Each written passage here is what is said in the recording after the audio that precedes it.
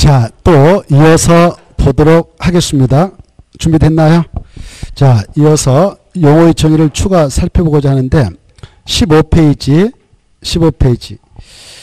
가로 1번 보면 도시군계획사업이 나오죠.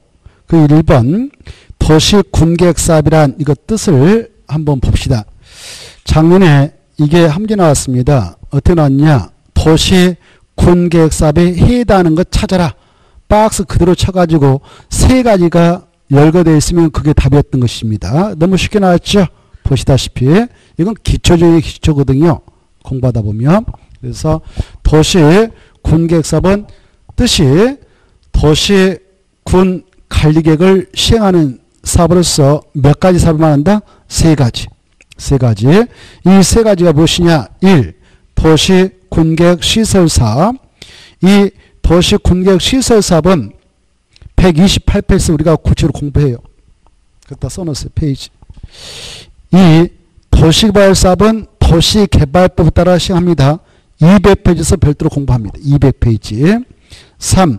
정비사업은 282페이지 도시 및 주관경 정비를 통해서 공부합니다. 282페이지. 이 세 가지 사업을 뭐라고 본다고요? 좋습니다. 도시군계획사업. 도시군계획사업은 종류가 몇 가지 있다? 세 가지. 이 세 가지 사업 중 두 가지 사업은 다른 법률을 통해서 그 절차가 규정되어 있다. 다른 법률이 도시개발법, 도시 및 주관경 정비법. 이 도시군계획 시설사업만 이 법, 국토개법에서 직접 규정을 하고 있기 때문에 이 법 128페이지에서 우리가 공부할 것이고, 2번 것은 도시개발법에서 우리가 공부를 하므로 200페이지에서 구체로 공부를 별도로 합니다. 200페이지 이하에서 그 법을 통하여 6문제가 출제돼요. 정비사업은 도시 및 주관경 정비를 통해서 6문제가 별도로 출제되고, 도시군계획 시설사업은 국토개법에 규정되어 있는데 그 사업도 이 법을 통해서 한 문제가 나올 겁니다. 그래서 이 도시군계획 사업에서는 총 13문제가 출제될 수 있어요. 그 다음에 2번 볼까요? 도시군계획 시설사업 뜻, 이것도 잘 봐두세요. 도시군계획 시설사업이란 무엇을 설치, 정비 또는 개량하는 사업인가? 거기다 똥을 딱 칩니다. 도시군계획 시설을 이렇게. 그러면 그 말이 중요한데요. 도시군계획 시설을 그 말에 또 똥을 딱 쳐요. 그 말 대신에 다른 말로 하면 틀리는 겁니다. 알겠죠? 그러면 넘어가 볼까? 3번이요. 그러면 도시군계획 시설이 무엇이냐? 뜻이 나와 있습니다. 도시군계획 시설이란 기반시설 중, 기반세다 줄 거 봐요. 줄 거 있다면 밑에 박스로 화살표 보내요. 박스 1번부터 7번까지 보이죠? 거기다 화살표 보내봐요. 기반설 중 할 때 기반세다 미칠 것이고 박스 보내요. 기반설이 박스와 같이 약 40여 개가 넘죠. 이걸 박스 안에 있는 시설 4개로 뭐라고 하냐? 기반시설 합니다. 엄청 많죠. 도로부터 시작해서 저기 뭐 하수도 쫙쫙 있잖아요. 이걸 4개로 뭐라 한다고? 기반설. 이 기반설 중 도시군가로 결정된 시설만 뭐라고 하냐? 도시군계획 시설을 합니다.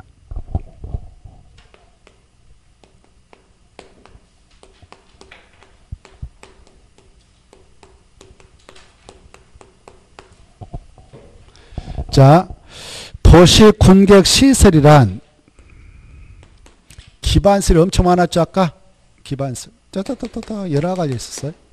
그런 기반시설 중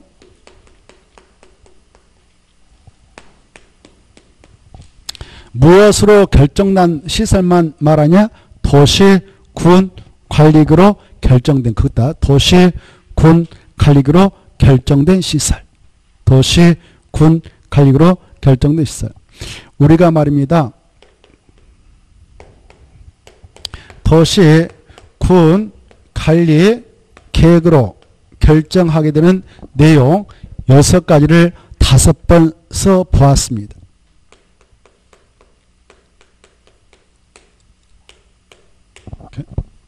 그래 도시 군가로 결정할 수 있는 내용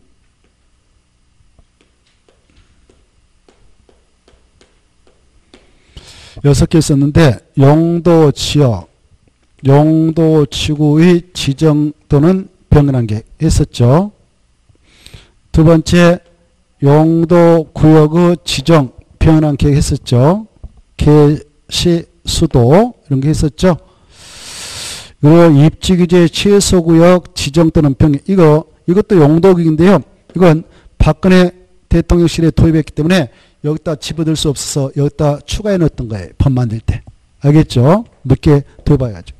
그래 입지규제 최소구역 지정과 병행한 계획 입지규제 최소구역 이렇게 참고 말씀드리면 올해까지 이거 운영하다가 없애버리려고 하는데 법 개정을 통해서 또 더 연장했습니다. 최근에 올해까지 2019년도 12월 30일까지만 이거 법에서 운영하다가 없애버리려고 하는데 법 개정을 통해서 더 연장하게 됐다는 거 참고 말씀드립니다. 자, 아무튼 그래서 이것도 지금 있다. 그 다음에 여기요. 기반시설 설치 정비 또는 개량하는 개 이런 게 있었죠. 그 다음에 이게 뭐였어요? 도시 개발 사업이나 정비 사업에 관한 계획을 했었죠. 그 다음에 지구단위 계획 구청과 변경하는 계획 지구단이 있었습니다. 이렇게 여기 보십시오. 자, 이 기반설 그 밑에 보면 기반설 뜻이 나오죠. 보고 계신가요? 여러분들은 기반설 뜻을 좀 잘 봐두셔야 돼요. 기업 보면 기반설은 다음 각 호의 시설만 한다. 1호부터 7호까지 있는데 그걸 묶어서 기반설 합니다. 우리가 이 국민들이 국토대에서 생활할 때 필요로 하는 시설들, 사회적 기반설을 기반설하는 것이죠. 도로 있어야 되죠. 그리고 철도도 있어야 될 것이고 항만도 있어야 될 것이고 공항도 있어야 될 것이고 차 주차는 주차장, 자동차 정류장, 자동차 검사시설, 건설기계 검사시설 이것들은 성질이 같습니다. 그래서 기반설은 기반설인데 이걸 묶어서 교통시설 이렇게 묶어놓고 있어요. 그 다음에 공원, 광장, 녹지, 유원지, 공공공지 이건 바로 비어있는 빌공짜거든. 비어있는 공간시설에서 공간시설이라고 그래. 뭘 한다고요? 공간시설. 이것도 기반설이다 아니다. 기반설 이게 뜻이에요. 그래 앞으로 들어보세요. 국토의 계획 및 이용하는 법률을 공부할 때 기반설이 나오면 나한테 기반설 뭐예요? 라고 묻지 마세요. 이게 기반설이니까. 내가 이걸 다 말을 하면 날 세잖아요. 도로, 철도, 공원, 어쩌고 저쩌고 저쩌고 저쩌고 저쩌고 저쩌고 합니다. 이게 뜻이거든요. 엄청 많죠. 기반설은 이걸 말한다 이렇게 생각하셔야 돼요. 알겠죠? 그래? 기반설 뭐예요? 그러면 박스 안에 있는 시설 다 말한다. 이게 뜻이에요. 뜻. 도로부터 좌하수도 뭐 해가지고. 그리고 이제 이 시설이 종류 많으니까 성질이 같은 것들을 묶어서 다시 7가지로 분류하고 있어요. 교통시설, 공간시설, 유통공업시설, 공공문화시설, 환경시설, 보건시설, 방시설 뭐 이런 게 있잖아요. 있죠? 이걸 4개로 뭐라 한다? 기반시설. 이렇게 하셔요. 그리고 여러분 바로 다음 주 오실 때까지 이 기반시설을 그대로 기반시설한 그대로 해가지고 한 2번 써오세요. 여건만 주시면 5번 써도 좋고 그 이상도 좋고 최소한도 2번 이상 써보세요. 손 아파서 못 쓰는데요. 안 써도 돼요. 안 써도 돼요. 알겠죠? 학교 가기 싫으면 안 써도 되니까 그건 자유입니다. 여기서 내년도 30일에 한 문제 나올 겁니다. 30일 때 2표에서 한 문제 나올 겁니다. 그래서 이 표를 익숙하게 해두시는 거 좋습니다. 거기 보면 환경 기초설 있죠. 환경 기초설 5개는 꼭 머리에다 넣도록 하세요.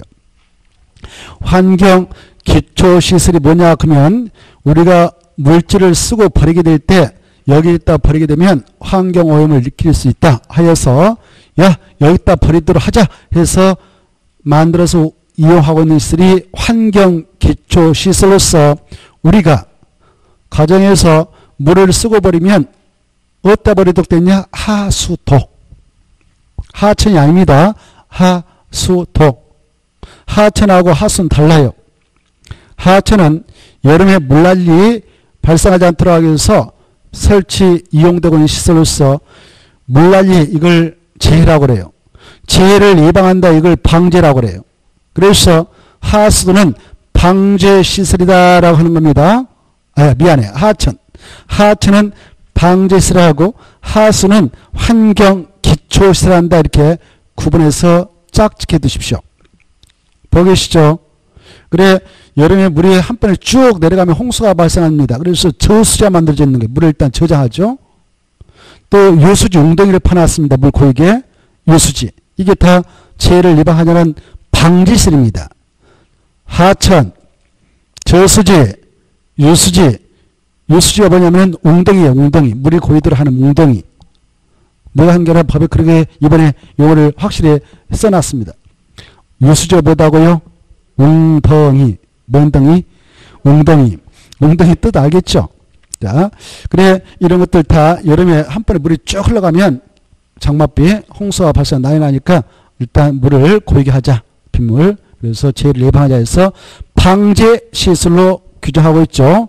그에도 이제 방풍 설비, 여름에 태풍망 지나갈 때 피해 발생하지 않아서 그 만들어 놓은 방풍 설비. 그리고 사방 설비. 홍수 발생하지 않도록 사방 등등도 그런 것들이 다 방시설입니다. 근데 환경 기초에서 보면 하수도가 나오고 그다음에 우리가 가정에서 우리 가서 물질 쓰고 버릴 때 어디다 갖다 버리도록 해서 환경을 방지하고 있냐? 폐기물 처리 및 재활용시설로 보내서 처리해서 환경을 방지하자 해서 만들어 놓고 있죠. 그래서 환경 기초설로서 폐기물 처리 및 재활용시설도 들어갑니다. 그 다음에 자동차는 특별히 여기다 처리해서 환경을 방지하자 해놓고 있는데 그게 바로 폐차장입니다. 폐차장. 그 다음에 여름에 장맛비 엄청 내려오는데요. 그 장맛비하여 쓰레기까지 덩어리로 그냥 흘러갑니다. 그러면 강물도 오염되고요. 바닷물도 오염되죠. 그래서 일단 그 빗물하고 쓰레기를 모으자. 그래서 설치해 놓고 있는 시설인데 그걸 빗물 저장 및 이용시설 합니다. 빗물 저장 및 이용시설. 그래 지자체마다 저 땅속에 어마어마한 운동장같이 크게 빗물 저장 및 이용시설을 설치해서 운영하고 있어요. 이것도 환경 기초시설입니다. 뭐라고 한다고요? 환경 기초시설. 그리고 수질오염 방지시설. 이렇게 5개밖에 없으니까 이 5개는 꼭 머리에다 넣도록 하세요. 5개. 이걸 뭘 한다고요? 환경 기초시설이라 하는 것입니다. 환경 기초시설. 그리고 보건위생설이 3개밖에 없습니다. 우리 인간들의 보건을 위해서 위생을 위해서 설치 이용하고 있는 기반시설인데요. 우리 사람들이 돌아가실 때 여기저기서 돌아가시도록 방치하면 전염병 확산이 있어서 생존자의 보건생을 위협할 수가 있습니다. 그래서 돌아가실 때 이용을 하도록 하자 해서 만들어 놓고 있는 시설이 장사시설입니다. 장사시설. 대표로 뭐 화장시설 같은 거, 뭐 공동묘지 이런 것들이 다 장사시설로 포함되어 있는데 그냥 장사시설. 이렇게. 장사시설은 뭐다고요? 보건위생시설. 이렇게. 짝치기가 중요해. 거기서 할 일이 여러분이 뭐냐면은 짝치기 하는 거예요. 뭐다고요? 짝치기. 그냥 읽지 말고 짝치기야. 장사시설인 기반시설은 3가지 있는데 뭐가 있어? 미안. 보건위생시설인 기반시설 3가지 있는데 뭐가 있어? 첫째 장사시설. 그리고 사람이 살아있을 때 보건위생을 위하여 이용되고 있는 종합의료시설. 다 이거 건강을 위해서 이용하는 거예요. 그리고 이 소돼지 잡을 때도 그냥 아무 데서 잡아서 처리하면 그 쓸모없는 거 내장 뼈 여기다 버려져가지고 보건위생상 문제가 발생할 수 있습니다. 전염병. 그래서 생존자의 보건위생을 위협할 수가 있기 때문에 도축장이 만들어져 있는 거. 도축장. 소돼지는 거기서 잡아라 이렇게. 그리고 이 도축장도 누굴 위해서 만들어놨느냐? 우리 살아있는 사람들의 건강을 위해서. 알겠나요? 그래서 세 가지는 보건 위생시설이다 이렇게 하는 겁니다. 보건 위생시설 세 가지밖에 없다. 세 개. 장사시설하고 도축장하고 종합시설 이렇게 짝치기 하는 게 시험 공부예요. 짝치기. 알았어요. 그리고 그 공간시설 있죠. 공간시설 아까 공원, 녹지, 광장, 유원지, 공공공지 있죠. 이 공공공지는 이 시에서 말입니다. 이 정도 농밭을 사가지고 도로 쫙쫙 설치합니다. 도로 설치하다 보면 잔여지도 있을 거 아니에요. 잔여지, 남은 땅 있겠죠.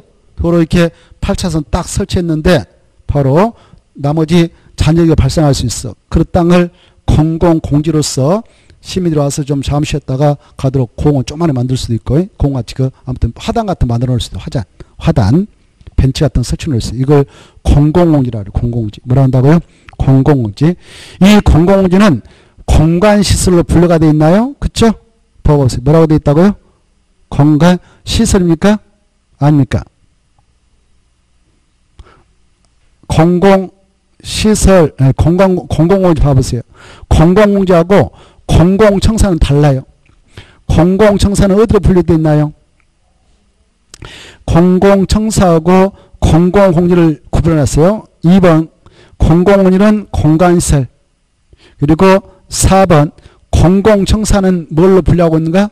공공문화체육시설. 이렇게 차이점을 알아주세요. 그리고 유통공업시설 있죠? 유통공업시설은 수도 파이프는 수돗물을 공급하죠.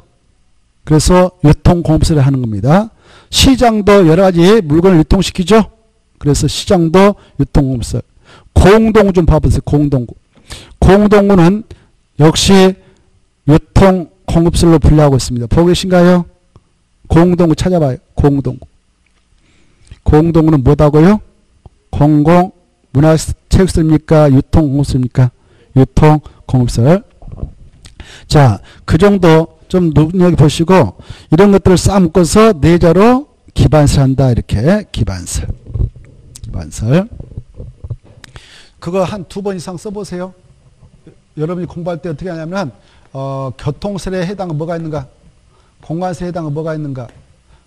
그 다음에 유통공설에 해당은 뭐가 있는가? 그 다음에 환경기술에 해당은 뭐가 있는가? 방제. 특히 이것만은 꼭 머리에다 넣도록 노력하면 좋겠어.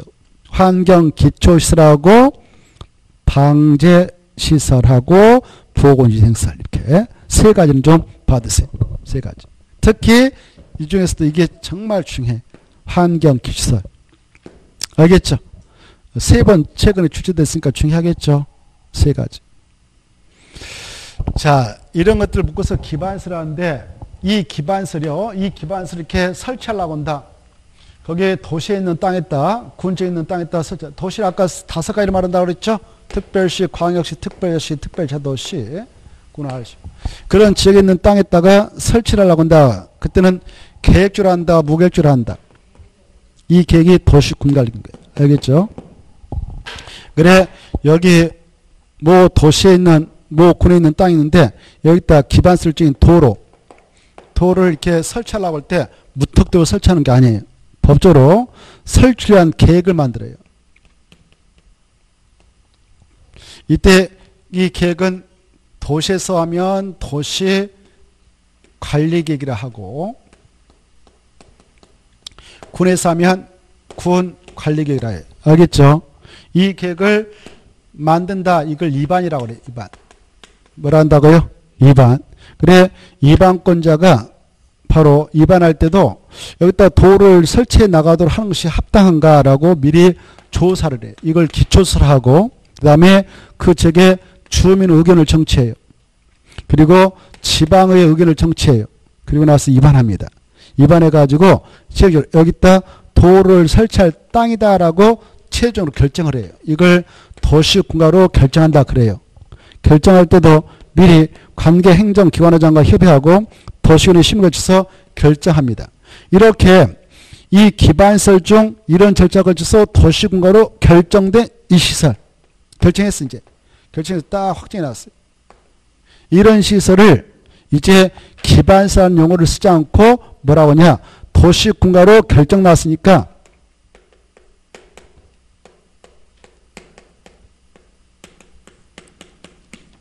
이렇게 뭐라 한다고요? 도시, 군, 계획, 시설. 알겠죠? 다시 한번. 도시, 군, 계획이 뭐냐? 그러면 기반시설 중 무슨 계획으로 결정된 시설? 도시, 군, 가유로 결정된 시설. 이렇게 결정나면 말입니다. 결정날 때 이쪽에 땅들이 이미 개발이 대부분 돼 있을까? 아직 개발되어 있지 않는 상태일 때 할까요? 개발되어 있지 않은 논밭일 때 하겠죠, 주로. 여러분 땅 여기 있다 가정해봐. 이렇게 논밭이 있는데 야산이 있다. 그때 개발되어 있지 않는 상태일 때 이렇게 해놔야 미리 시설비로 확정해버려야 다음에 바로 도로 설치 사업할 때 시에서 어때요?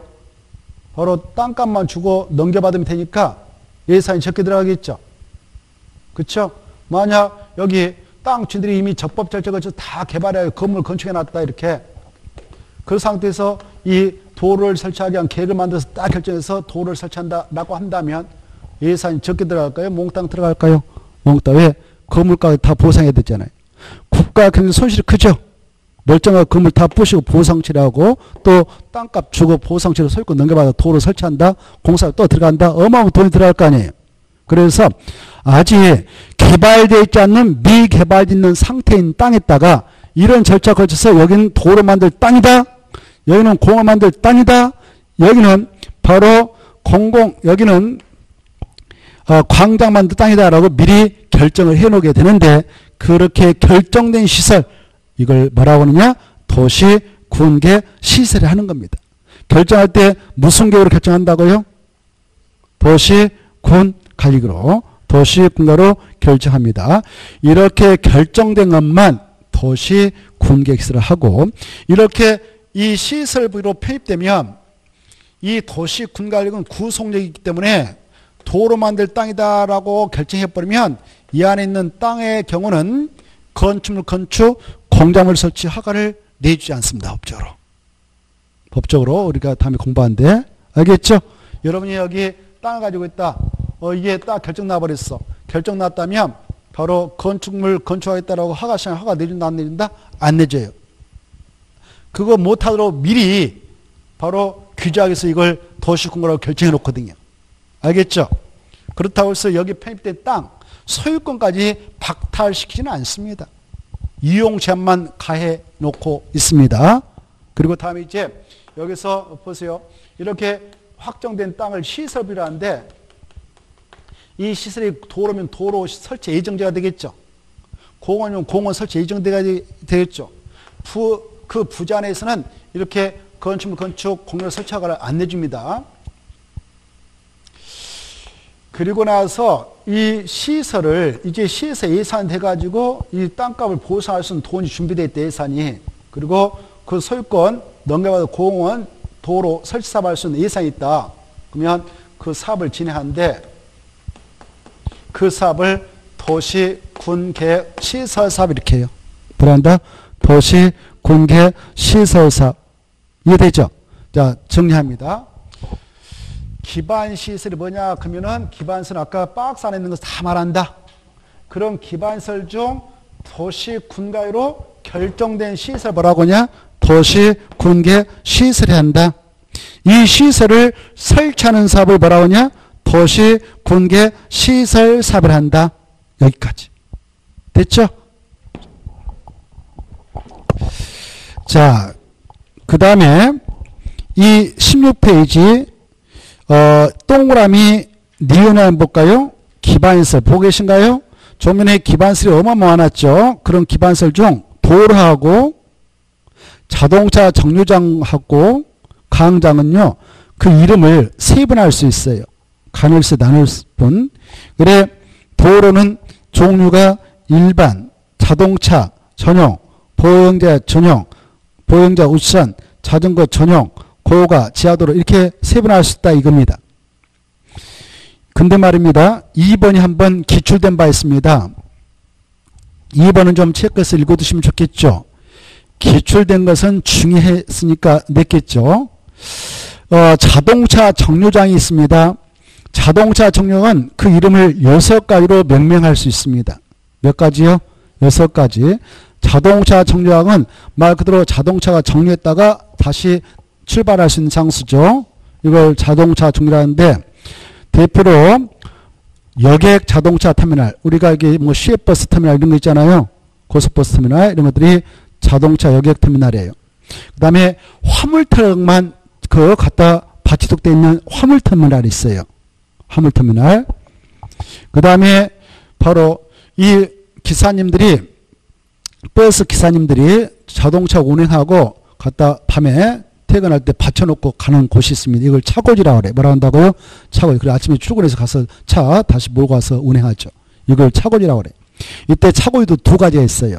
그것도 자동차 정류장인데 바로 시에서 운영하고 있는 공용 차고지가 있어요. 시내버스 갖다 밤에 갖다 집어넣고 퇴근합니다. 기사님들. 아침에 출근할 때 가서 또 끌고 가죠. 이걸 공용 차고지. 뭐라 한다? 공용 차고지. 그리고 A버스에서 B버스에서 뭐 C버스에 공동으로 가는 공용동 차고지도 있어요. 무엇도 있다고? 공동 차고지. 그 다음에 이 진도에서 거제도에서 이 화물 트럭을 몰고 오신 기사님들 있죠? 새벽같이 배추밭에서 배추, 강원도에서 뭐 이렇게, 아니면 파 같은 거, 어선이면 또 여러 수산물 이런 거 막 추추추추 새벽에 바로 싣고 서울까지 달려갑니다. 달려가다면 지치죠? 주무시고 가셔야 되죠? 쉬었다가 그런 장소로서 이용을 제공되고 있는 바로 화물자동차 휴게소가 있어요. 그것도 자동차 정류장입니다. 대전에 가면 터미널 앞에 크게 복합 환승터 이렇게 써졌습니다. 이것도 자동차 정류장입니다. 복합 환승센터. 보셨나요? 한 번이라도? 자, 그래. 이 자동차 정류장은 6가지를 말한다. 몇 가지가 있다고요? 6가지. 여객 자동차 터미널, 화물 터미널, 공동 차고지, 공용 차고지, 화물 자동차 휴게소, 복합 환승대. 이건 뭐다? 자동차 정류장이다. 그런데 밑에 봐봐요. 교통광장은 광장이죠. 광장이지 자동차 정류장 아닙니다. 시험이 나왔어요. 자동차 정류장이 아닌 것은 이제 금방 우리가 보았던 6개 중 4개 써놓고 5. 교통광장 이렇게 나왔어요. 몇 번이 답일게? 교통광장. 이건 광장이지 자동차 정류장 아니거든요. 이해돼요? 공부하는 방법. 그래. 자동차 정류장 몇 가지가 있다고요? 6개. 이렇게 좀 받으십시오. 그러면 자동차 정류장에는 주차장 들어갈까요? 안 들어갈까요? 없잖아요. 없잖아요. 아닌 겁니다. 주차장은 주차장이지 자동차 정류장이 아닙니다. 됐죠? 자, 그 다음에 2번 볼까요? 광역시설. 이 광역시설이다. 우리가 126페이지에서 자세히 공부할 건데요. 광역시설은 뜻이 그래요. 기반시설 중 광역적인 정비체계 필요한 시설로서 오른쪽 넘어가 보세요. 다음은 시설 말하는데 동그라미 박스 안에 들어가서 1번, 2번 묶어쳐봐요. 묶어쳐서 앞에다 써버리세요. 광역시설이란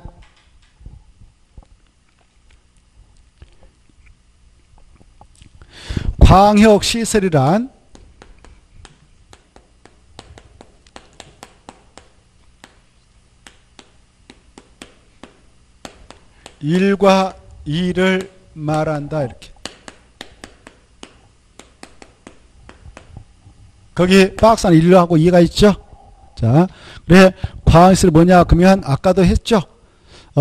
최소한도 몇 개 이상의 지자체와 관련이 있다고 그랬어요. 2개. 거기 나와 있죠. 그때 1번 봐보세요. 2에다 체크. 둘 이상의 특광 특특 시군이 있는데 그 시군을 관악에 걸치는 시설 그따 줄 거예요. 둘 이상 그따 줄 것이고 끝에 걸치는 시설 그 맞춰봐요. 관악에 걸치는 시설. 있어 없어요?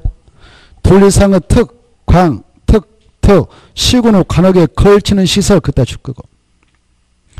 2번 둘 이상의 특광, 특특 시군이 마지막에 공동으로 위한 시설 그 정도만 딱 칠 거예요. 핵심만. 걸치는 시설도 광역시설. 걸쳐 있지 않더라도 공동으로 위하는 시설도 광역시설. 이렇게. 됐죠? 아까 했잖아요. 자, 여기 인접해 있는 A씨가 있고 B씨가 있고 C군이 있다고 가정해봐요. 이때 이렇게 둘 이상의 지방자치단체에 걸치는 도로, 철도가 있다면 이것도 광역시설. 그 다음에 2개 이상의 지자체 관할구에 걸쳐 있지는 아니하지만 여기다가 폐기물 처리 및 재활용시설 설치해서 이 군에서 그 공동으로 이용을 하게 되면 이것도 광역시설. 공항을 여기다 하나 설치해서 2개 이상의 지자체가 공동으로 하면 이것도 광역시설. 이렇게 꼭 걸쳐게 되는 시설만 의미하는 거 아니다. 걸치는 시설뿐만 아니라 공동으로 이용하는 시설도 광역시설인데 얘를 걷다 써놨죠. 광역시설은 뭐 도로, 철도가 있습니다. 보고 계셔요? 그리고 바로 항만, 공항 이런 것들이 있습니다. 폐기물 처리 및 재활용시설 이런 것들이 있습니다. 이런 게 있죠. 이런 것들, 장사시설 이런 것들이 다 뭐라고요?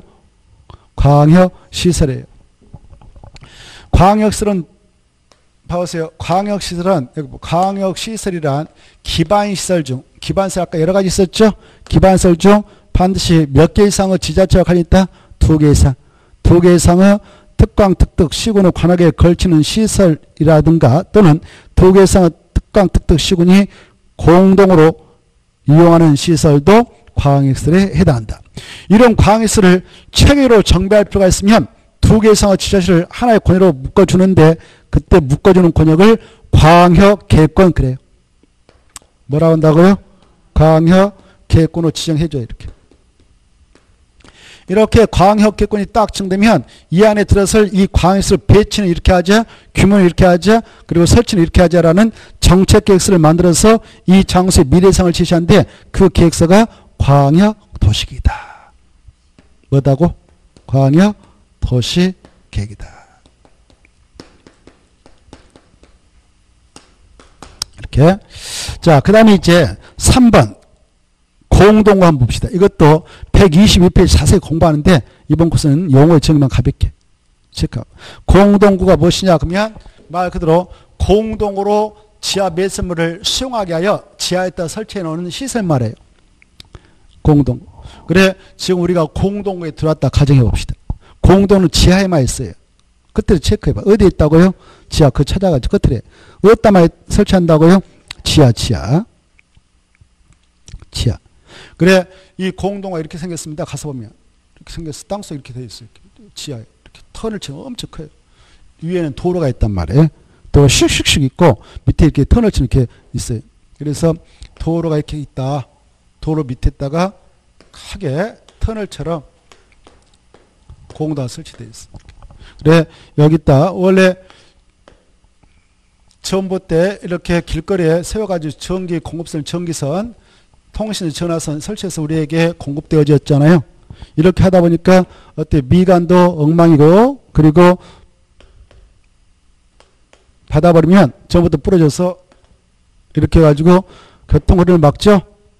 도로구조를 보존 어려움이 있죠. 그리고 만약 수도 공급설비인 상수 파이프를 이렇게 설치해서 각 세대 공부한다 합시다. 그러면 도로 엉망진창되죠. 그래서 여기 보십시오.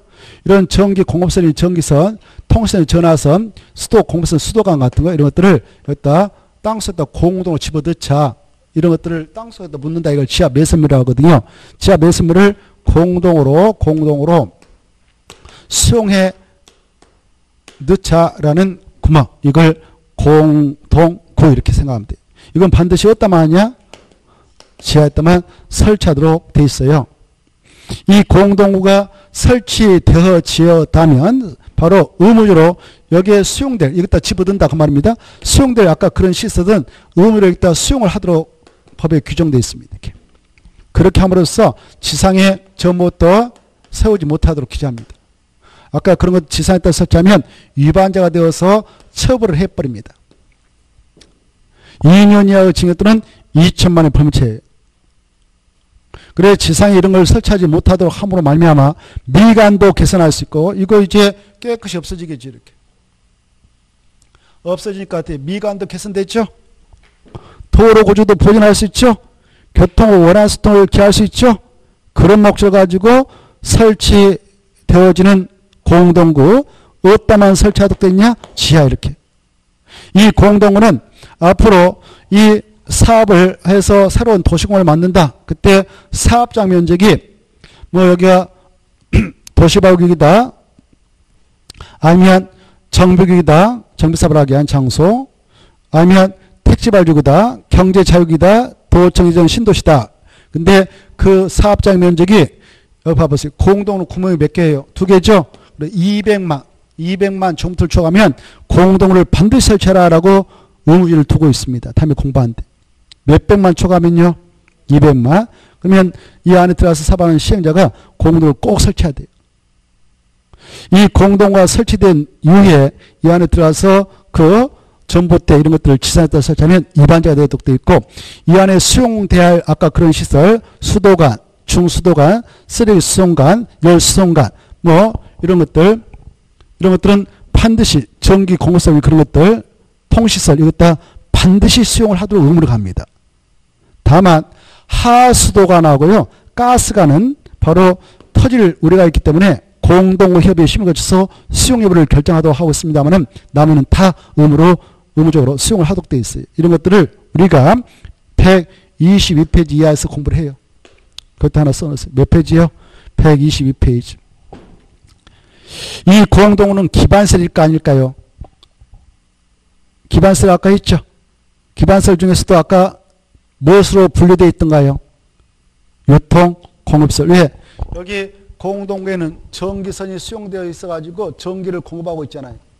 수도관이 수용돼서 수돗물을 공급하고 있잖아요. 그래서 공동구는 유통, 공급설로 분류되어 있다. 이 정도 이해하시면 돼요. 이번 코스에서 그 정도. 다시 한번. 공동구는 그 사업장 면적이 얼마를 초과하면 공동 꼭 설치해야 된다. 오, 좋았어요. 공동가 설치되어 있다면 바로 공동구에 수용될 시설은 모두 공동구에 수용하도록 의무를 가고 있는데, 그 규정을 위반하면 몇 년 이하의 징역 또는 몇 천만을 범죄하는가? 2년 이하의 징역 또는 2천만을 범죄한다. 이런 것들이 다 시험에 나왔던 거. 아까 무엇과 무엇은 터질 우려가 있으니까 공동구 협의회 심의 거쳐서 수용 여부를 결정하도록 되어 있다고요? 어디 얼마나 기억하고 있는가? 무엇과 무엇은 공동구 협의회 심의 거쳐서 수용 여부를 결정하도록 되어 있다?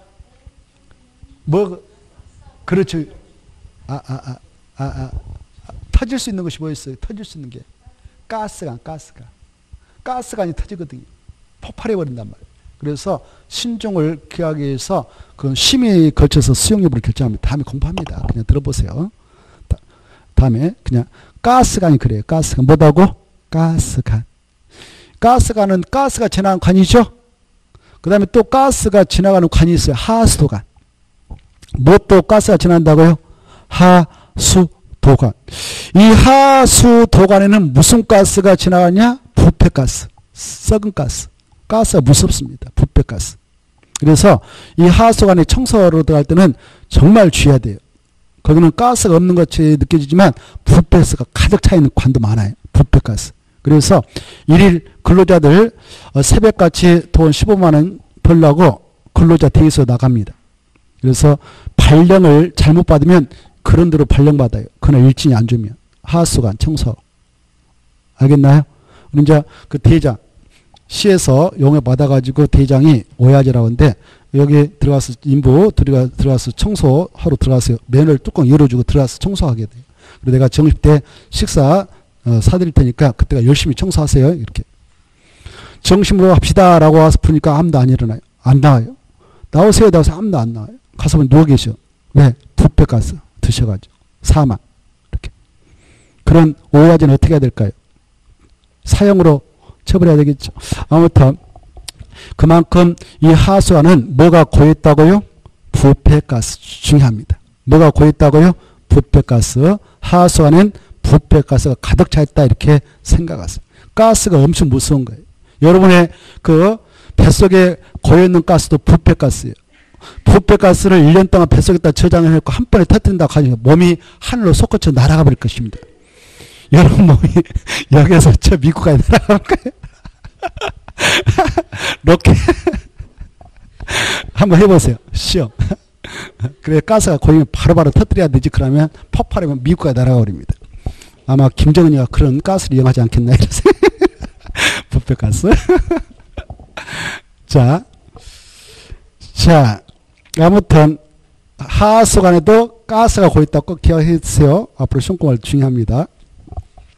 그 다음에 이제 공동을 그 정도만 하고, 아무튼 이왕에 나왔으니까 뱃속에 있는 부패 가서 빨리빨리 터뜨리는 거 좋습니다.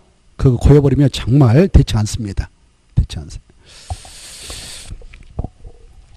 자, 4번 보겠는데요. 공공설 있죠. 이 공공설은 177페이지에서 우리가 또 보기도 해요. 앞으로 공공설 나면 이런 것이구나 라고 이해를 해 두시면 돼요. 도로, 수도 보이세요? 그리고 철도, 공원 등 공공용시설을 말한다. 이 정도만 봐주세요. 제가 읽고 하면 그 정도만, 다른 거 보지 마시고. 앞으로 이제 이 법을 공부할 때 공공시설이 나왔다 그러면 뭐가 떠올라야 된다고요? 도로, 수도, 철도, 도가 많이 나오죠. 도로, 철도, 수도, 도가 많이 나오죠. 도로, 철도, 수도, 공원 등 공공용시설만 한다. 이렇게 돼. 그 중에 도로라도 제대로 알아주세요. 도로. 앞으로 공공사하면 뭐가 떠올라야 한다? 도로. 우리가 흔히 볼 수 있는 게 도로니까. 이렇게. 자, 그 다음에 이제 4번에 1번의 개발 밀도 관리고요. 넘어가서 보면 기반설 부담기 나올 겁니다.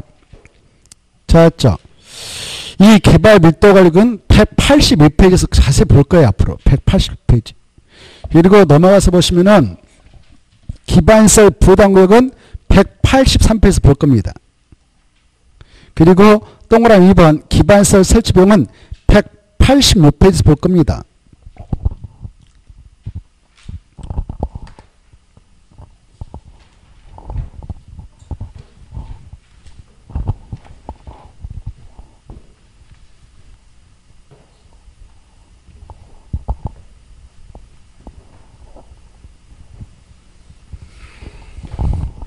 자, 이 개발 밀도 관리요.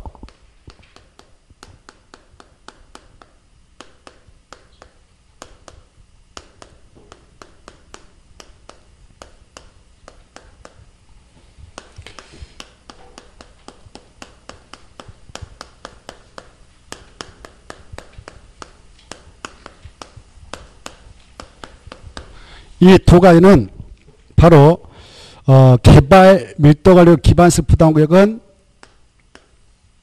기반설 연동제 이렇게 표현합니다.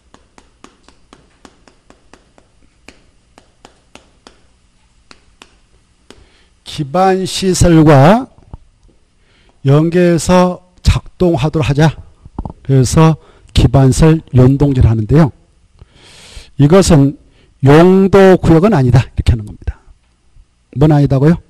용도구역. 용도구역은 토지 이용을 규제하기 위해서 지정한다고 그랬죠. 3차적 토지 이용을 규제하기 위해서. 그러나 이것은 토지 이용을 규제하자는 것이 아니고 무엇과 연계시켜서 작동을 하도록 하자. 기반시설. 그 쪽에 기반시설과 연계해서 작동을 하도록 하자 해서 지정을 하고 있기 때문에 기반시설 용도를 합니다. 먼저 거기 개발 밀도 관리구역 할 때요. 뜻을 보면 개발로 인하여 이렇게 돼 있을 거예요. 그쵸? 그때 우리가 이제 개발하면 우리 국토개법에서 이런 것들을 개발행위라고 규정하고 있습니다. 어느 지역에다가 이걸 한다. 그러면 개발행위, 건축물을 건축한다.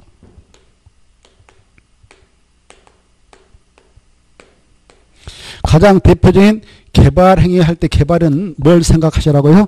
건축물을 건축. 그 외에도 개발 행위가 뭐 공작물 설치, 토지 환경 변경, 토서 재치 뭐 있는데 일단 나눠놓고 개발 행위가 모 지역에서 강하게 일어나고 있다. 그러면 건축물 건축행위가 있게 되었구나 이렇게. 그래 거기다 체크해 보세요. 개발 밀도계란 개발로 인하여 할 때 개발에다 딱 동그라미 쳐놓고 그것다 여러분 말씀대로 이렇게 딱 그림 하나 그려요. 개발 뭐다고요? 건축물 건축. 건축물 건축. 그래 어느 지역에 이렇게 개발 행위가 있게 되었다. 개발 행위가 있게 되면 그 지역에 어떤 영향이 발생하느냐. 인구가 종전면에서 증가할까 감소할까요? 증가하죠. 그렇죠? 증가하면 그 지역의 차량 수가 증가할까 감소할까? 증가할 것이고. 그러면 차가 증가함으로써 기존에 있는 도로는 좁을 수가 있겠죠. 그래서 차가 지체 현상이 일어날 수 있겠죠. 자, 그때 도로를 기반설합니다. 뭘 한다고요? 기반설. 기반설이 부족이 예상된다 이렇게 돼 있죠. 그때 기반설 딱 줄 거 봐요. 그때 기반설은 도로 써봐요. 도로, 수도,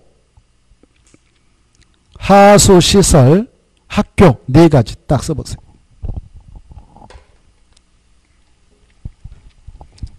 그때 기반설 하면 뭐가 떠올라라? 거기서는요.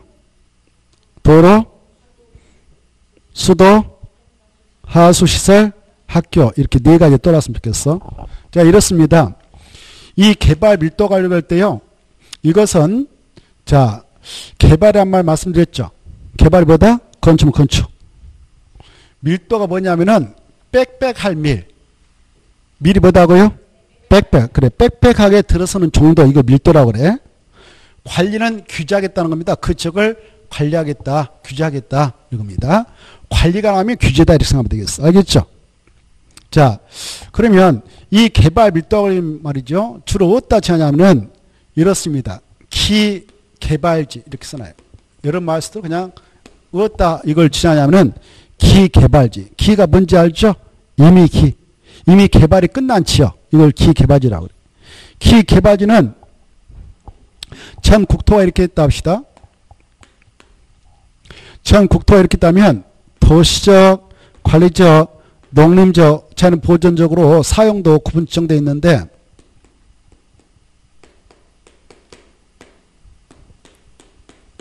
이 도시는 다시 네 가지로 구분 지정되어 관리하고 있다고 그랬죠? 이렇게. 이 많은 국토에 있는 용도지역 중 어디에 기개발지가 많느냐? 이미 개발이 이루어져 가지고 그 지역에 필요한 양의 기반시설 도로 구축되어 있고 땅속에 수도 파이프, 하수도 파이프, 학교, 초등학교 이런 것들이 만들어져 있냐? 주로 여기에요. 어디다고요? 주거적, 상업적, 공업적. 이런 지역에다가 지정을 해 나갈 수 있는 게 이 구역이에요. 거기 보면 자 개발로 인하여 기반설이 부족이 예상되나 기반 설치가 곤란한 지역을 대상으로 긋다 주고 곤란한 지역 긋다 줄 거 봐요. 곤란한 지역은 주상공 이렇게 써놔. 주상공. 뭐라고? 주상공. 뭐라고요? 주상공. 그래서 이 구역은 주상공에 따만 지정하도록 되어 있어요. 법적으로. 다음에 우리가 공부한대. 여기 봐보세요. 주거적, 상업적, 공업적은 법적으로 개발을 허용하고 있는 땅이죠. 주택, 공장, 상가, 제라 이 말이에요. 그래 그 지역을 들여다보면 나름대로 개발이 이루어졌습니다. 주택, 뭐 상가 쫙 그 지역 용도지에 맞게 이렇게 건축되어 있단 말이에요. 도로가 있고 도로 주변에 또 이렇게 쫙 건축물이 건축되어 있다. 다다다다다 이렇게 글대가 이렇게 쫙 되어 있단 말이에요.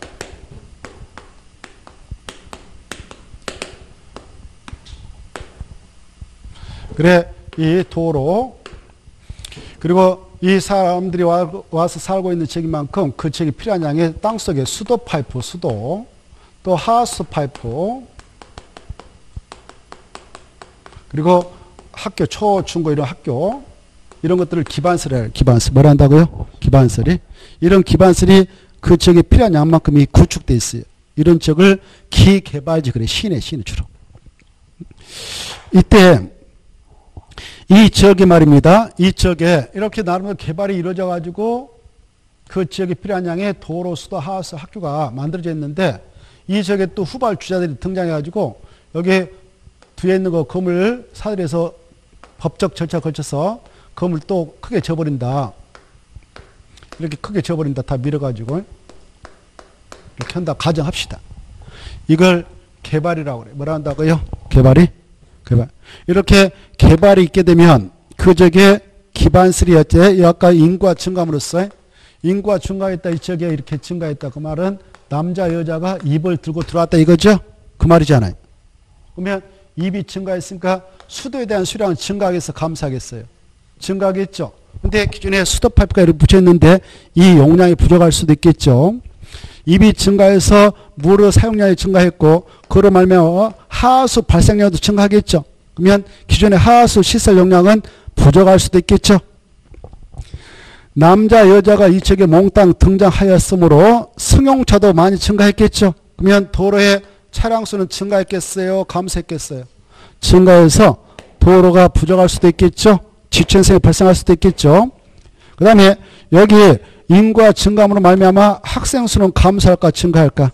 증가하겠죠?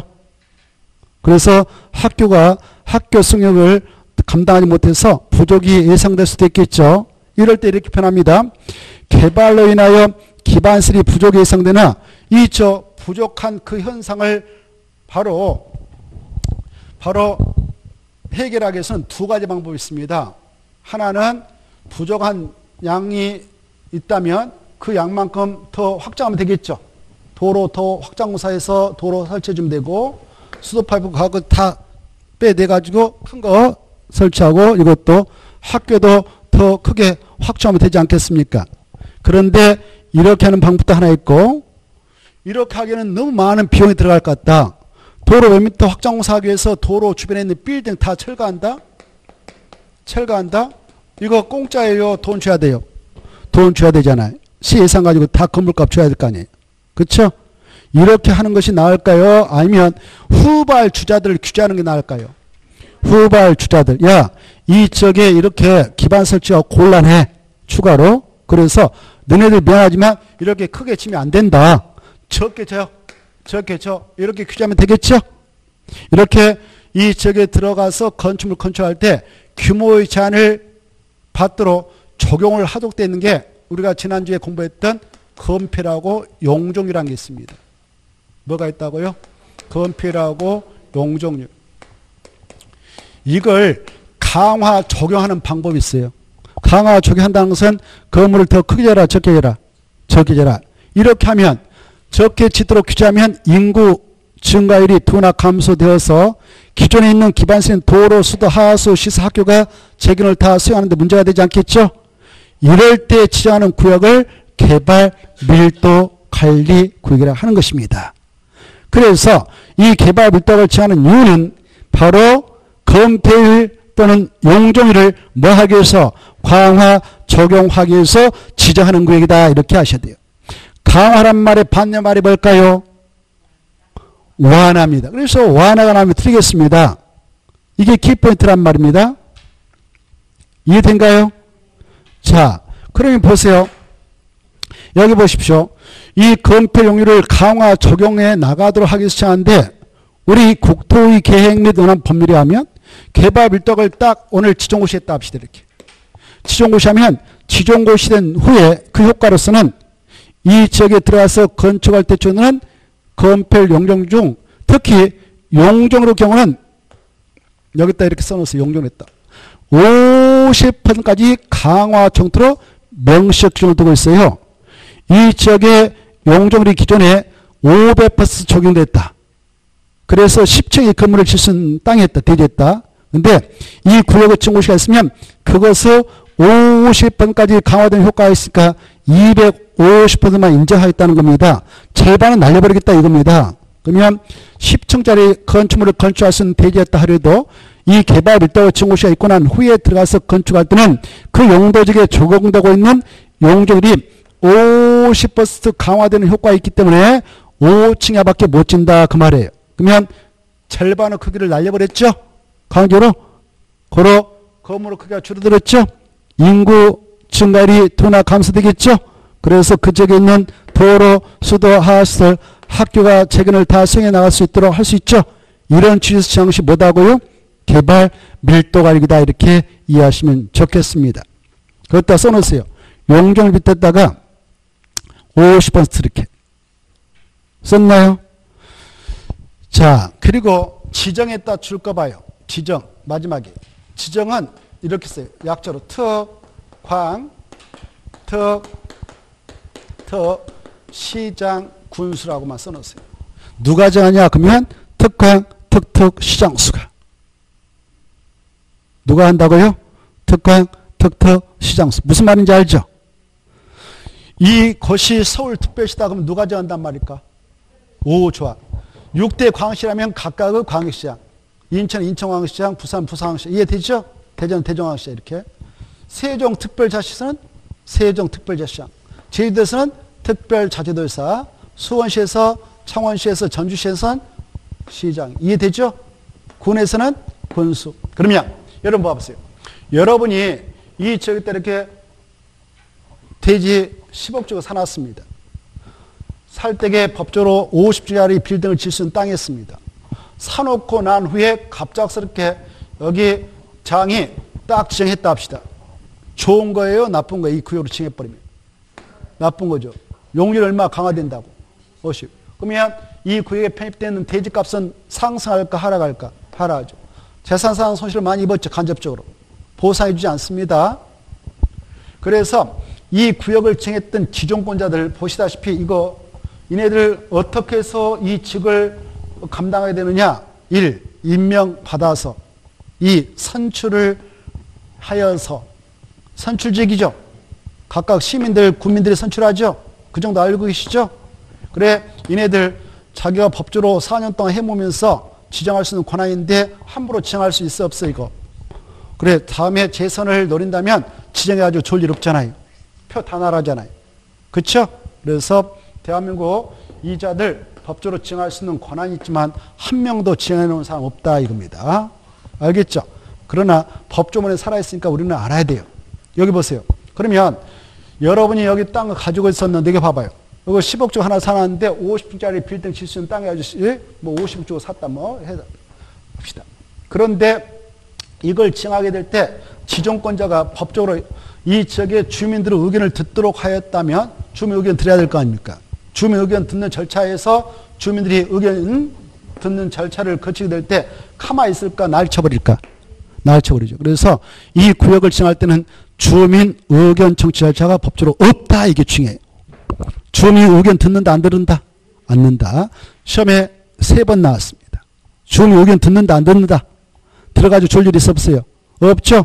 서울특별시에 만약 지정한다. 절차상 법적으로 주민 의견 듣게 돼 있다 그러면 주민 의견 듣는 절차에서 그대로 끝나죠. 엎어쳐버리죠. 왜 지정하니 이렇게 해서. 다리 쳐버릴 거 아닙니까? 그래서 법적으로 주민 의견 듣는 절차에 있다 없다? 없다. 이거 딱 알아주시면 돼요. 됐죠? 자, 그래. 그러나 이네들 함부로 권한남용이 있으면 안 되니까 이네들 권한을 심의하기 위해서 그 청에 두고 있는 위원회가 있는데 이걸 지방도시계획위원회 합니다. 지방도시계획위원회라고 그래요. 지방도시계획 심의는 꼭 걸쳐야 돼요. 알겠죠? 그냥 들어만 드세요. 편하게. 자, 그래 이제 정리합니다. 개발 밀도가격이란 여기 봐봐요. 개발 밀도가격이란 개발로 인하여 기반설이 부족이 예상되나 기반 설치가 곤란한 지역을 대상으로 하여 건폐율 용역을 뭐 하기 위해서 방화 적용하여서 지정하는 구역을 말하는데 이때 지정권자는 특강, 특특, 시장 수요. 이네들이 지정할 때는 절차상 주민 의견 듣는다 안 듣는다? 안 듣는다고 하시고 이걸 이네들이 아까 지정할 때에는 도시 군가로 결정해서 지정한다. 그렇지 않다? 그렇지 않다. 아까 도시 군가로 결정한 내용 아까 보았잖아요. 거기 6가지 내용에는 이거 들어간다 안 들어간다? 안 들어간다. 이것도 3번 나왔습니다. 아시겠죠? 자, 그 다음에 이걸 지정할 때 지정할 수 있는 용도적으로 어디다만 지정할 수 있다? 주, 상, 공, 지역만 지정할 수 있지 이런 데다 지정한 거 아니다. 법적으로. 알겠죠? 그 다음에 지정고시가 있으면 그 지역에 적용되는 용적률은 법적으로 얼마까지 강화 정토로 법에 규정되어 있다고 제가 그랬어요? 50. 이 정도면 훌륭한 겁니다. 지정권자 누구라고요? 그래요. 시험에 나왔습니다. 국토교통부장이 지정한다. 이렇게 틀리죠? 이런 것들을 내 것으로 만들어가면 끝나는 겁니다. 다음에 우리가 몇 페이지에서 자세히 공부한다고요? 181페이지. 볼 것도 없어요. 다 해버렸어요. 이미. 다 해버렸어요. 할 것도 없잖아요. 근데 앞으로 시험 볼 때가 10번 이상 해야 될 거예요. 10번 이상. 그래도 문제가 나왔는데 틀려버렸다. 그러면 그분은 그 머리는 공부해야 할 머리가 아니죠. 그렇지 않습니까? 10번 이렇게 해요. 이게 또 이보다 더 자세히 또 할 거예요. 앞으로 시험 볼 때가 더 자세히. 다시 한번 이걸 지정할 때 주민 의견 듣는다 안 듣는다? 오, 그래요. 이게 몇 번 나왔다고요? 3번. 올해도 그게 한 문제 나왔어요. 올해도 몇 번 강조했고.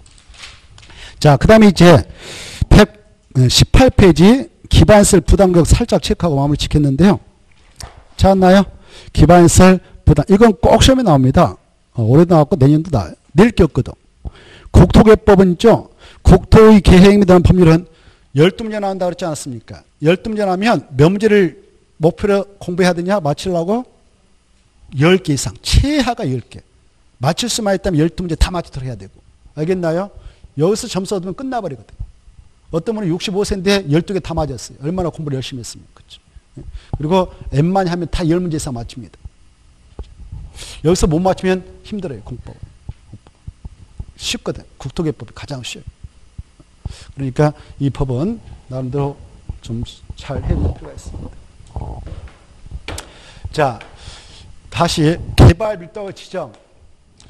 이거 지정 둘 다 도시 군가로 결정한 내용에 들어간다 안 들어간다? 안 들어간다. 아까 도시 군가로 결정한 내용 6가지 있었죠. 5번 써오셔라고 했잖아요. 지난번 했잖아요. 거기에는 절대 들어간다 안 들어간다? 안 들어간다. 이것도 3번 나왔습니다. 3번. 자, 이제 이 기반설 부담구역 한번 보세요. 뜻이니까 기반설 부담구역이란 보고 계신가요? 기반설 부담구역이란 우리가 그거 이거하고 봐보세요. 기반시설 부담구역은 이것과 대응되는 거예요. 이것은 이미 기개발된 시가 있다, 시내에 있다 치는 시내. 근데 이것은 시에가 기대. 여기 한불로 이쪽으로 와봤더니 용도적인 무슨 계획관리기다. 계획관리적인 법적으로 아파트 질 수 없어요. 뭐 질 수 없다고? 아파트 4층에 밖에 못 지거든요. 아파트는 주택으로 쓰는 층수 5개 층 공동트 말하니까 아파트 질 수 없어요. 여기가 뭐 또 자연녹지기다 이렇게 자연녹지기다 이것도 아파트 질 수 없는 땅이에요. 그런데 이 지역은 이런 상태였다면 개발이 이루어지지 않아. 그래서 여측에 기반시설이 아직 설치가 안 되어 있는 지역이 되어져 가지고 있을 수도 있어요. 기반시설은 도로도 제대로 체계죠. 또 뭐 공원도, 녹지공간도, 수도, 하수, 학교, 초중고 이런 거, 폐기물 이런 것들이 아직 만들어져 있지 않은 상태가 되어질 수 있어요. 이런 지역이었는데 갑작스럽게 이 지역에 변화가 발생했습니다. 법적으로. 어떤 변화가 발생했냐? 아파트를 질 수 있는 땅으로 바뀌어버렸어. 여기 봐봐요. 이게 제2종 일반 주거지역, 제3종 일반 주거지다라고 용도가 딱 변경돼 버렸어. 변경. 그러면 이 지역이 가만히 있겠어? 들썩이겠어? 제2종, 제3종 일반 주거지역은 아파트 질 수 있는 좋은 땅입니다. 그러면 아파트 건설회사에서 막 땅 사가지고 천세대 건설로 분양하고 나가버려. 도로는 엉망인데. 승용차 한두 대 들어올 수 있는데. 계획적인 도로가 아니죠, 이거. 계획적인 도로가 만들려면 이렇게 쫙 연결돼야 될 거 아니에요. 이렇게 돼야 될 거 아니에요. 그렇죠? 이렇게. 그래, 이때 이렇게 하지.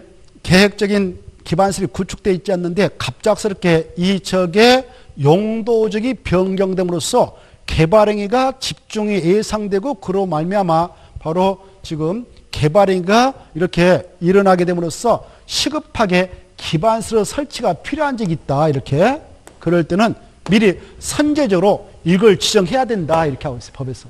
뭘 지정해야 된다? 기반시설 부담 구역을 지정해서 그 지자체에서 이거 이네들 지정 분야인데 지자체에서 지자체 예산 가지고 빨리 그 지역에 기반시설 설치해라. 계획적으로. 그리고 나서 민간이 여기서 자기네들 땅 가지고 건축물을 신축하고 증식할 때 우리 민간에게도 그 설치비용을 좀 부담케 하자 해서 용어를 기반시설 부담 구역이라 합니다. 이제 이 기반시설 부담을 정확히 보면 여기 보세요. 개발 밀도가 지정됐다면 이 안에 있다는 절대 지정할 수 없고 애후 지역에다만 지정하게 된다. 이게 중요해요. 그게 뭐예요? 애후 지역. 기반시설 부담기란 개발 밀도가 애후 지역으로서 찾았나요? 그 말 중에 그 말이 아주 중요해요. 고로 이렇게 보세요. 개발 밀도가 지정됐다면 그 위에다가 이 기반시설 부담을 중첩해서 정할 수 있다 없다? 없어요. 절대 중첩 정할 수 없다. 이해되죠? 이건 주로 시애각지대 때만 정할 수 있어요. 시애각지대. 아직 개발되지 않은 논바 야산. 자, 그래서 개발 밀도가 예외적으로서 개발로 인하여 이 지역의 도로, 공원, 녹지, 대통령으로 정하고 있는 그 밑에 박스 안에 봐봐요. 밑에 박스 안에 있는 수도 체크해봐. 하수도 체크, 제가 읽고 하면. 수도, 하수도, 학교, 그 다음에 폐기물 처리 및 재활용시설, 그 다음에 무엇은 학교 중 제외되냐? 대학교는 제외된다 이렇게 돼 있죠? 이게 중요한 거예요. 대학교. 무엇은 죄야 된다? 대학에다 떠남치고 가로 안에. 박스 속에. 대학교일 때 대학만 떠남치고 죄. 이 학교란 게 초, 중, 고, 유치원, 대학교가 있거든요. 이 여러 가지 학교 중 여기 대학교까지 설치가 필요해서 이걸 지은 거 아니다 그 말입니다. 초, 중, 고. 무엇은 죄 된다? 이것 가지고 또 2번 냈습니다. 어떻게 났냐? 여기 봐봐요. 이렇게 기반시설 부담을 지정했다. 그랬을 때 지금 기반시설 설치가 필요한 지역에서 지정했는데 기반시설 부담구역에 설치를 필요한 기반시설이 아닌 것은 1. 도로 2. 공원 3. 녹지 4. 수도 5. 대학. 뭐가 답일게? 대학. 대학까지 설치 필요해서 이걸 지정했던 거 아니란 말이에요. 이해되죠? 그래? 거기 7가지 봐봐요. 도로, 공원, 녹지, 그 다음에 수도, 하수도, 대학을 제한 학교, 폐기물처리 및 지열향설. 이런 대학을 제한 7가지 기반시설 설치가 필요한 지역, 그다 책 필요한 지역. 필요한 지역에다 지정을 하게 된 것이 뭐다고요? 기반시설 부담 구역이요. 지정했던 이유는 이 지역의 기반 설치, 그에 필요한 용지를 확보하기 위해서 지정하게 된 것이다 이겁니다. 여기까지 알았어요. 7가지 기반시설 중 무엇은 죄된다? 대학. 교자 지워버리고 대학. 교자 지워버리고 대학. 교자 지워버리고 대학만 남겨놓으세요. 됐나요? 자, 그래 여기 봐보세요. 이제 이걸 만약 이제 다음에 공부하는데 이걸 만약 지정고시했다면 얘네들이 지정고시한데 지정고시했다면 지정하고 나서 늦어도 1년 이내 이 저게 아까 기반시설 7가지 그 양이 얼마 필요하고 설치 예산 얼마 들어가는가 예산이 뒷받침돼 보면서 올해는 뭘 먼저 만들어주고 뭘 만들어 나갈 것인가라는 내용을 담는 계획을 수립하는데 그걸 기반시설 설치계획이랍니다. 뭐라 한다고요? 기반시설 설치기를 수립하게 돼 있어. 지정권자들이. 그리고 나서 이 계획에 맞게 아까 7가지 기반시설 쫙 설치해줘요. 여러분 논밭이 여기 있었다. 이렇게 있었다면 도로부로 편입된 것은 어때요? 땅값 받아갈 거 아닙니까? 그러면 여기 기반시설 7가지 쫙 설치되니까 여러분 여기 땅 주이면 건물 신축하고 중차면 될 거 아닙니까? 그러면 땅값 올라가요? 내려가요? 올라가죠. 건물값도 올라가죠? 엄청난 이익을 창출하죠?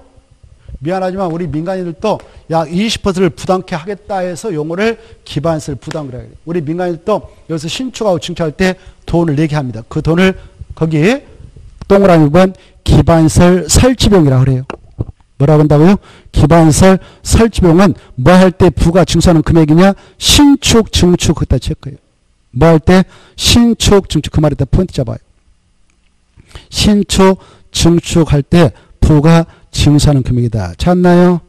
자, 다음에 공부하는데 이 기반시설 부담구역을 지정하고 나서 몇 년에 기반시설 설치가 수립해야 되냐? 1년. 그렇지 않으면 1년이 된 날 다음 날에 이 구역은 해제가 가중되고요.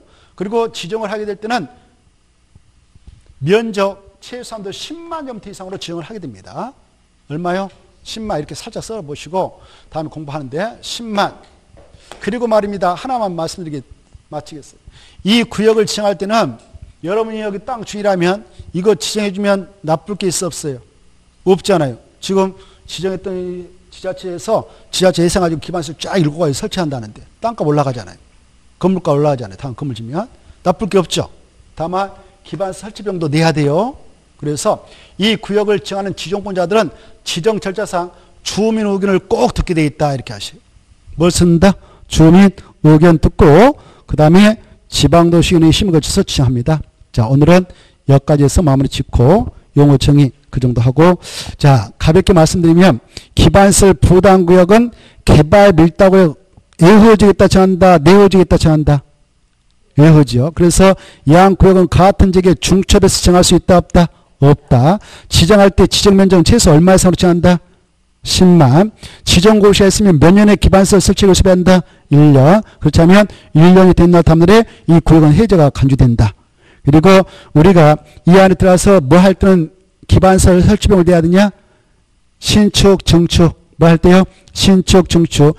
다음에 공부하는데 이때 기반서 설치물 내는 방법은 세 가지가 있다. 현금도 받아주고 카드도 받아주고 그것도 저것도 없으면 토지로 내도 됩니까? 나 보수 안 받고 그냥 땅으로 낼래요. 이렇게 협의해서 토지로 물납도 가능하다. 이렇게 우리가 공부합니다.